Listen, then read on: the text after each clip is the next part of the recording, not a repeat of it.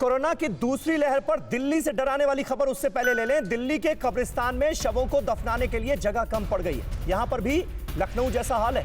4 अप्रैल के बाद तेजी से बढ़ा है शवों के आने का सिलसिला। 12 अप्रैल को एक दिन में 25 शव लाए गए कब्रिस्तान में। 24 घंटे में दिल्ली में कोरोना से 104 लोगों की जान चली गई है। मानव यादव हमारे संवाददाता इस वक्त हमारे साथ दिल्ली से ही मौजूद हैं। मानव, ये बताइए कि क्या एहतियाती कदम इतनी मीटिंग्स में उठाए जा रहे थे? हालत जमीन पर बहुत खराब नजर आ रही है। कहा यह गया कि होटलों को कन्वर्ट किया जा रहा है हॉस्पिटल में ताकि बेड अवेलेबल हो रहे हैं क्या?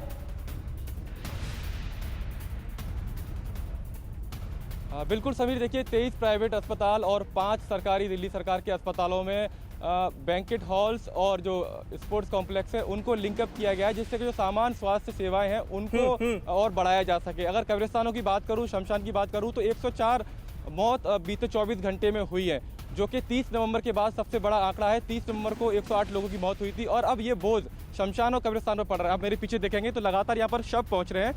ये ITO का कब्रिस्तान है और आज यहाँ पर 12 बुकिंग हो चुकी हैं। कल भी 12 शवों को दफनाया गया था।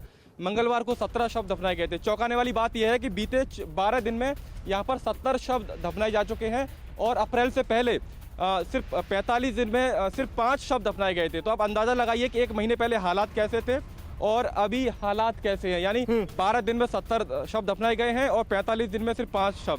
जो शमीम यहाँ पर काम करते हैं, शमीम से हम लोग लगातार संपर्क में हैं। शमीम ने बताया कि पहले यहाँ पर ज़मीन थी वो कम पड़ रही थी। करीब 40 एकड़ की जो ज़मीन थी वो कोविड बॉडीज़ के लिए यहाँ पर दी गई थी, लेकिन उसको अब फिर से बढ़ाया जा रहा है। तो फिलहाल यहाँ पर ज़मीन इतनी ज्यादा संख्या होगी तो ज़मीन तो कम पड़ेगी ही कब्रिस्तान में।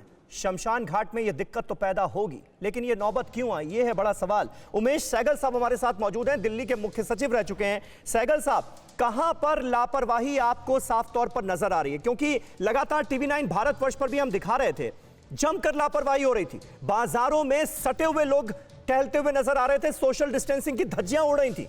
लॉकडाउन आप नहीं लगा सकते तो सख्तियां तो तामील की जा सकती थी ताकि यह दशा ना हो।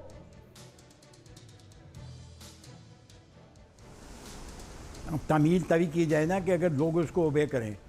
अब सबको पता है, 1 साल से प्रोपेगेंडा हो रहा है कि आप मास्क पहन के जाइए। 1 साल से प्रोपेगेंडा हो रहा है कि 2-3 गज की दूरी रखिए दूसरे डिस्टेंस से। उसमें फिर भी लोग जाके कंधे से कंधा मिला के चल रहे हैं, बिना मास्क के चल रहे हैं। दिल्ली में तो ये कम है, बाहर तो बहुत ज़्यादा है। तो सही कह रहे हैं आप। एक तो ये है। दूसरी लापरवाही, अगर बेड्स की शॉर्टेज है तो ये बहुत बड़ी लापरवाही है, क्योंकि दिल्ली को पूरा 1 साल मिला है तैयार होने के लिए। 1 साल में आपने कितने वेंटिलेटर ले लिए, कितने आपने बैंक्वेट हॉल कन्वर्ट कर दिए। दिल्ली में अभी वो स्थिति नहीं आई है जो आप लखनऊ की बता रहे हैं, और अगर लखनऊ में ये स्थिति आई है तो इसके लिए शासन ब्लेम किया जाना चाहिए कि 1 साल आपको मिल गया। अब लॉकडाउन करने का तो वो मतलब हुआ कि सर दर्द को हटाने के लिए सर ही काट दो। तो लॉकडाउन सोल्यूशन नहीं है। लॉकडाउन तो एक वो है कि जिस तरह किसी ने चोरी करते रहा उसको जेल में बंद कर देना है। सबसे बड़ी चीज़ तो ये है कि हम सारे ओबे करें। अब वैक्सीनेशन शुरू हुई है, लॉकडाउन होगा वैक्सीनेशन भी बंद हो जाएगी। कम से कम वैक्सीनेशन जो है इसको तो तेज़ी से बढ़ाना चाहिए, है ना। तो ज़्यादा से ज़्यादा वैक्सीनेट करते हैं लोगों को और वल्नरेबल ग्रुप्स को करें ताकि मौतें कम हों।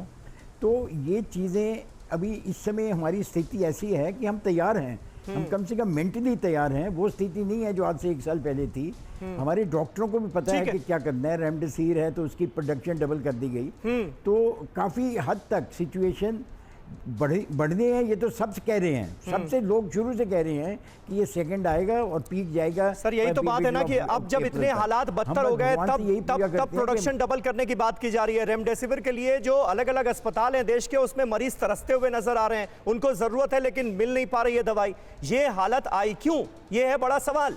फिक्र आपकी, सोमवार से शुक्रवार रात 9 बजे सिर्फ TV9 भारतवर्ष पर।